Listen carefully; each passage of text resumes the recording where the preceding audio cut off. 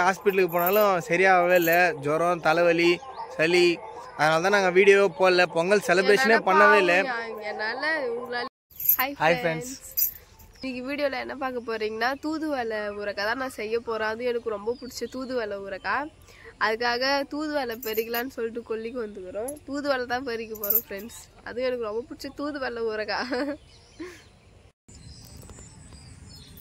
தூதுவளை ஒரு ஃபோட்டோ எடுத்து பூவோட வேலை கேஸ் செஞ்சுக்கலாம்.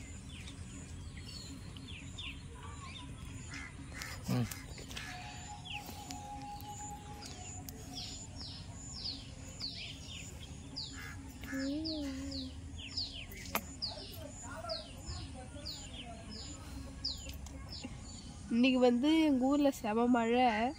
அதனால தூதுவளைலாம் பார்த்தீங்கன்னா ஃப்ரெஷ்ஷாகவே இருக்குது மழையில். அந்த பூ அழகாக இருக்குதுல்ல. குத்துது முள்ளு, ரொம்ப சிசர் வச்சு தான் கட் பண்ணணும் போல.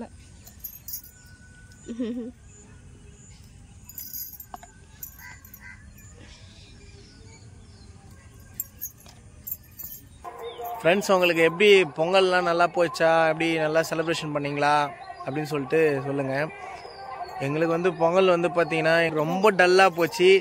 ஏன்னா போகி அன்னைக்கு ஈவினிங்காக ஜுரம் அடிக்க ஆரம்பிச்சிது குணாக்கு. அதுலேருந்து கிட்டத்தட்ட கருநாள் ஃபுல்லாக ஜுரம் தான். இன்னும் எங்கே ஹாஸ்பிட்டலுக்கு போனாலும் சரியாகவே இல்லை. ஜுரம், தலைவலி, சளி.